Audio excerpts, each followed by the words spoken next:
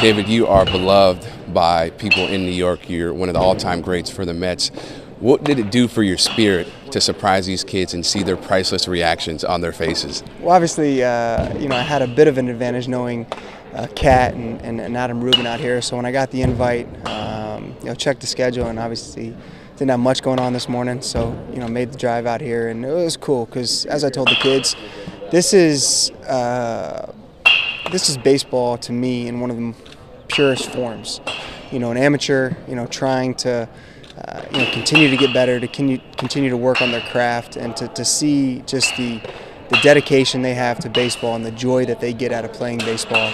It certainly brings a smile to my face, and I loved sitting around and telling some stories for a little while. Get some nostalgia? Yeah, for sure. I mean, I never played in college, but it brings me back, for me, to my amateur days, playing high school, playing on some travel ball teams, and just doing everything I could and trying to soak up as much as I could. Listening to anybody that had some advice. So these guys are lucky to have Frank Catalanato out here to really lean on. I remember playing with Frank, and to have a veteran like that when I was a younger player, getting a chance to ask him questions and learn from him meant a lot to me. So hopefully they got a little bit out of listening to my boring speech earlier. So what's new with you? How are you feeling these days? I'm feeling okay. It's I don't think anything's going to hit me until spring training time.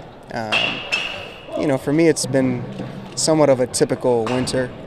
I continue to have to pay attention to some of the injuries that I've had and do some rehab stuff and some maintenance stuff. But I think things will really hit me. I start to hear about spring training, and I start getting that itch, and knowing that I'm not going to participate, I think hits home, but it won't really hit home until I turn on the TV and watch SNY and see all the Mets highlights. And not being there, I'll get some. I'll certainly miss out.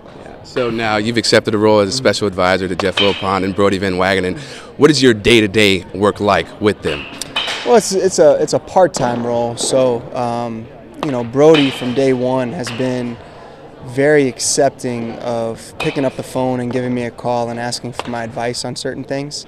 Now, I certainly don't expect him to use that advice all the time, but it's nice for him to pick up the phone and call a player and kind of get a player's perspective on things. I think I can bring something to the table in that regards. And then being around him for the winter meetings, you see how hard he works. Both him and Jeff really, from the moment that we got up in the morning in the hotel to midnight nights. I mean, there was different scenarios, different proposals, different ideas, and to kind of be on the inside of that and see how Brodie's mind just never stops. Him and his staff. A lot of these new assistants, new lieutenants that he's brought over. They certainly have a ton of passion and a lot of great ideas, and it's going to be fun to be a part of. Now, you mentioned Brodie's been very aggressive. He never stops. So, what do you think are some of the similarities that he has with Sandy Alderson, and some of the differences?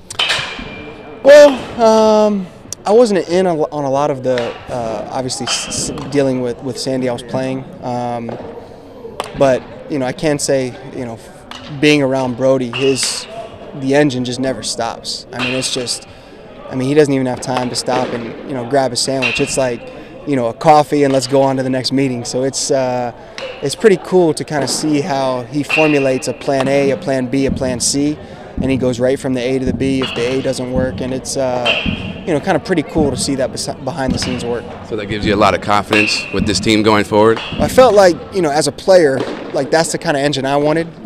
I might, as a player, I never thought that I was the most talented person out there, and not saying that Brodie's not, but I always wanted to outwork the competition, and I feel like, Brodie's very similar in that aspect where,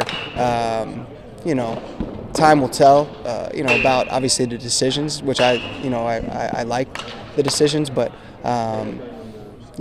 his work ethic and the way he outworks the competition, I think bodes well for this franchise.